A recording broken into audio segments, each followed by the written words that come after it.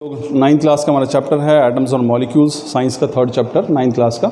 उसमें आज एक टॉपिक डिस्कस करेंगे मॉलिक्यूलर मास। तो इससे पहले हम लोग एटॉमिक मास समझ चुके हैं स्टूडेंट्स, का एटॉमिक मास होता क्या है। आज हम बात करेंगे मॉलिक्यूलर मास की। तो जैसे हमने लिटिल सिंपल मीनिंग में हमने समझा था कि एटॉमिक मास क्या है, किसी भी एटम का मास। तो उस हिसाब से मॉलिक्यूलर मास क्या हुआ, किसी भी मॉलिक्यूल का मास। सिंपल सा कंसेप्ट है। मॉलिक्यूलर मास देखिए क्या है, the molecular mass of a substance is sum of atomic masses of all the atoms in a molecule of a substance. तो किसी भी मॉलिक्यूल के अंदर जितने भी एटम्स होंगे उन सभी का जो मास होगा वो उसका एटॉमिक मास कहलाएगा। बिल्कुल सिंपल सा एग्जांपल लेते हैं।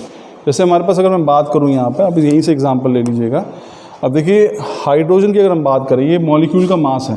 अब एक हाइड्रोजन आइटम का मास कितना होता है 1, और एक ऑक्सीजन का मास कितना होता है हमारे पास 16, ठीक है ना। तो यहाँ पे देखिए अब कितने हाइड्रोजन है, एक, इसका एटॉमिक मास कितना हो गया 1, दूसरे कितना हो गया 1, और ऑक्सीजन कितना हो गया 16। तो टोटल कितना हो गया 16 + 2 यानी कि 18। तो मैं अगर कहूँगा कि वाटर का एटॉमिक मास कितना है, तो 2 × 1। 2 × 1 क्यों किया, क्योंकि 2 हाइड्रोजन थे और एक का एटॉमिक मास कितना है 1, तो 2 × 1, और एक ऑक्सीजन है, इसका एटॉमिक मास कितना है 16।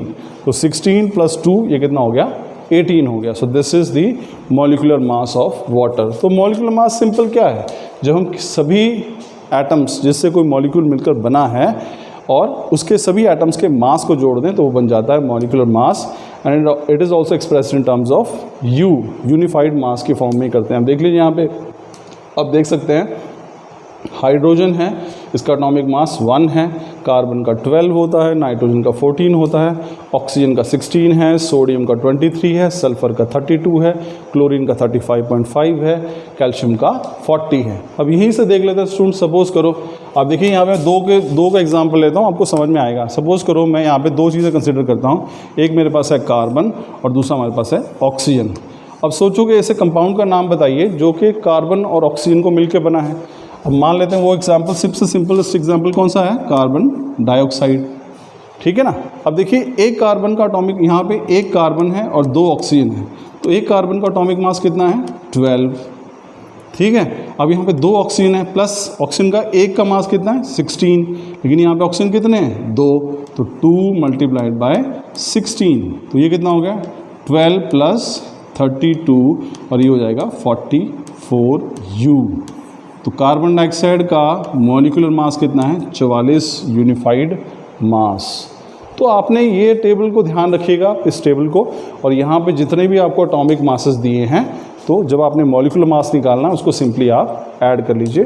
So that gives you the molecular मास। तो यहाँ से बड़ा इंपॉर्टेंट क्वेश्चन है, कई बार अक्सर आता है कि कोई कंपाउंड आपको दे दिया, कार्बन डाइऑक्साइड है, सल्फ्यूरिक एसिड है, अमोनिया है, और आपसे पूछा था कि इनका मॉलिक्यूलर मास निकालिए। तो आपको इनका एटॉमिक मास याद रहेगा, तो कॉमन से एलिमेंट्स का याद कर लीजिए, तो जो आपको पेपर में हेल्प करेगा। So this was all about molecular mass. तो मॉलिक्यूलर मास क्या है, किसी भी मॉलिक्यूल के अंदर जितने भी एटम्स होते हैं उन सभी के मास का जो जोड़ है, सम है, that is called the molecular mass.